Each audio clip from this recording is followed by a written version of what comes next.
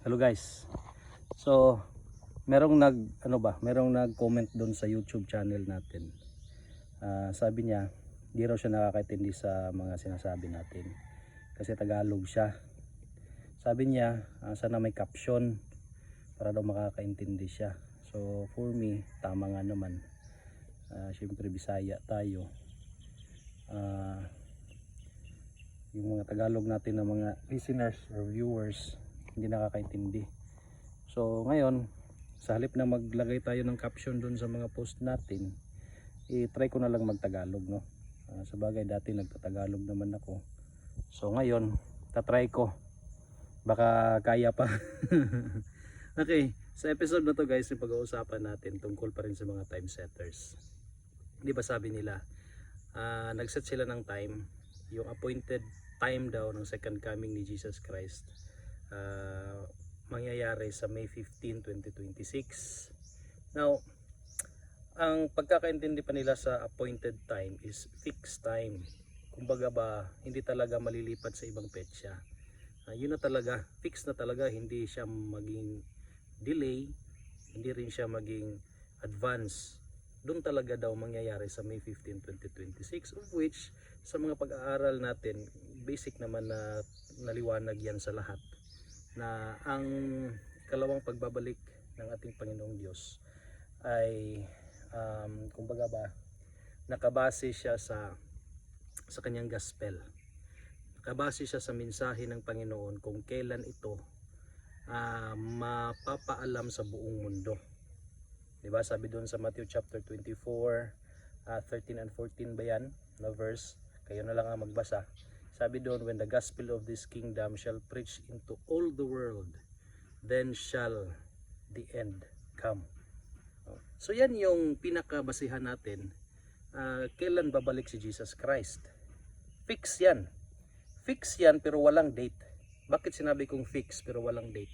Fix yan na mangyayari ang ikalawang pagbabalik ni Jesus Christ. Fix yan kung maipapaalam na yung ebanghelyo sa buong mundo.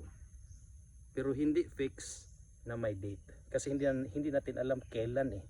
Hindi natin alam kailan malalaman ng buong mundo yung katotohanan ng ating Panginoon.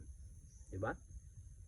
So, ang mangyayari dito, sila sure na sila na May 15 talaga daw mangyayari. How sure they are na sa petsang yan, sa May 15, 2026 na yan, na-spread out na yung gospel sa buong mundo. How sure they are. Nakita ko nga doon sa kanilang latest na upload doon sa YouTube nila, doon kay sa YouTube channel nila na Prepare to Meet Thy God. Sabi ni Brian doon, help. Nangihingi na ng tulong. Bakit?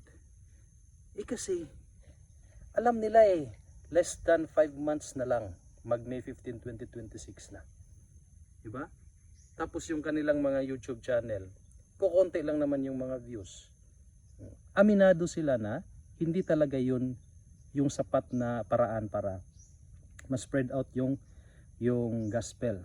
Tsaka meron pa silang dagdag na gospel na hindi naman gospel, yung time setting. No? So paano sila tutulungan ng Panginoon dyan? Nagmimensahe sila ng false na mga doctrine. So ngayon, ang mangyayari, hindi natin alam na by May 15, 2026, kumpleto na ang ebanghelyo sa buong mundo. Nalaman na ng lahat ng mga tao. Kaya nga sila, aminado sila na hindi nila kaya. Kaya, nangihingi na ng tulong. Kung titingnan nyo yung mga latest uploads nila sa YouTube channel, Prepare to Meet Thy God, yung kanilang channel, na yung English. Kasi may Tagalog yan eh. Yung English is Prepare to Meet Thy God. Kung makikita nyo doon, may mga latest upload si Brian doon na sabi doon, help. Nanghihingi na ng tulong. So meaning, aminado sila na hindi nila kaya na spread out sa konti naman ng panahon. Diba? Pressured na sila, in short. Pressured na sila. Kasi nga, gumagawa sila ng sariling schedule nila. Kailan babalik ang Panginoon? Sino namang hindi ma-pressure niyan? Kukunti na lang ng panahon. Tapos kukunti lang sila nagmimensahe. Diba? Tapos nanghihingi sila ng tulong sa Panginoon. Paano sila tutulungan ng Panginoon yan? Meron silang mga false doctrine na sinasali sa kanilang mga preaching. Hindi talaga sila sasamahan ng Panginoon yan. Diba? So sana maging lesson ito, sana magiging wake up call ito sa lahat ng mga time setters na nakikinig. Please, by the word and by the name of God, recant. Magsaliksik kayo, tapos sana hingan niyo ng tawad sa Panginoon yung ginagawa ninyo. Hindi pa naman huli ang lahat eh. Magsisi kayo sa inyong mga kasalanan, bumalik kayo sa Panginoon. Hindi pa naman huli ang lahat. Maawain yung ating Panginoon. Okay? So that's all. See you again sa next video, and thanks for watching. God bless, and amping kanunay.